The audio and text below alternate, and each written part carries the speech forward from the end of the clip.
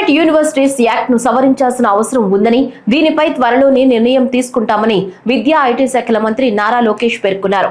రాష్ట్రంలో ప్రైవేట్ విశ్వవిద్యాలయాల వివరాలతో పాటు విశ్వవిద్యాలయ హోదాను ఇవ్వడానికి అనుసరిస్తున్న ప్రమాణాలు, ప్రభుత్వ నియంత్రణపై సభ్యులు అడిగిన ప్రశ్నకు మంత్రి సమాధానమిచ్చారు. ఈ సందర్భంగా మంత్రి లోకేష్ మాట్లాడుతూ 2016లో ఆనాటి ప్రభుత్వం ప్రైవేట్ విశ్వవిద్యాలయాల స్థాపన కోసం ప్రత్యేక చట్టం తీసుకురావడం జరిగిందన్నారు.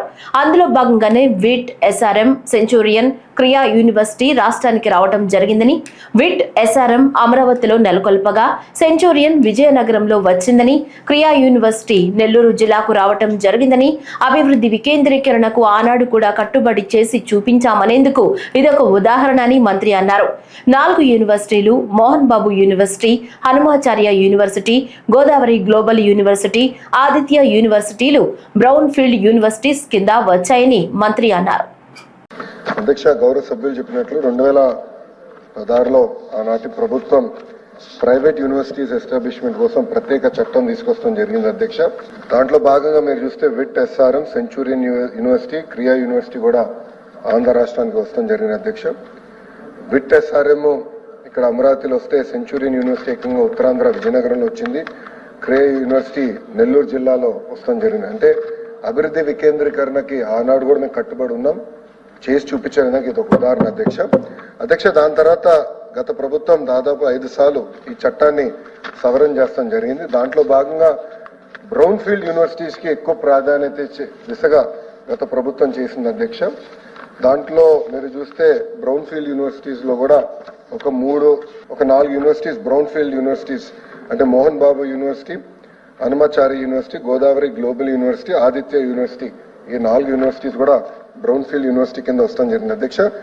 ఈ యాక్ట్ లో చేసిన సవరణల వల్ల ఇంకా ఆంధ్ర రాష్ట్రంలో గ్రీన్ ఫీల్డ్ ప్రైవేట్ యూనివర్సిటీస్ రాకుండా ఉంది అధ్యక్ష.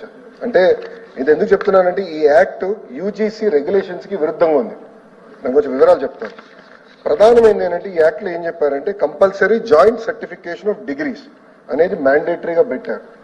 సో దాంతో ఏమవుతుందంటే అధ్యక్ష, minimum 30% of the course foreign universities తో టైప్ అయిన యూనివర్సిటీలో 30% అక్కడికి వెళ్ళి చదవాలని ఉంది అధ్యక్ష. కానీ యూజీసీ ఏం చెప్తుందంటే ఒకవేళ ఒప్పందం చేయాలంటే కంపల్సరీగా నాక్ అక్రెడిటేషన్ ఉండాలి ఆ ఇన్స్టిట్యూషన్స్ కి.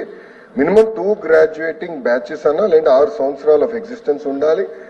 అదే విధంగా కనీసం 1000+ పబ్లికేషన్స్ చేసి ఉండాలి. QS వరల్డ్ ర్యాంకింగ్స్ లో institutions must have at least 3 graduating batches అని, NIRF ర్యాంకింగ్స్ కి వచ్చేగల కనీసం 3 గ్రాడ్యుయేటింగ్ బ్యాచెస్ ఉండాలని యూజీసీ చెప్తుంది. అంటే మనం చేసిన చట్టాలు యూజీసీకి కాంట్రడిక్టరీగా ఉండటం వల్ల మనకి ప్రైవేట్ రంగంలో విశ్వవిద్యాలయాలు రాకుండా పోయినాయి అధ్యక్ష. మనం చూస్తే మన జరిగిన ఎడ్యుకేషన్ దానిపైన కూడా మనం డిస్కస్ చేసాం. Gross enrolment ratio in higher education చూస్తే అధ్యక్ష, ఆంధ్ర రాష్ట్రం 36.5% ఉంది. కానీ తమిళనాడు 47%, కేరళ 41.3% ఉంది. ఇదొక ఫోకస్డ్ గా పెట్టుకుని మేము ముందలు తీసుకెళ్లే లక్ష్యంతో చేస్తున్నామని ఆనాడు చాలా స్పష్టంగా ఎడ్యుకేషన్ రిఫార్మ్స్ కూడా నేను చెప్తాం జరిగింది.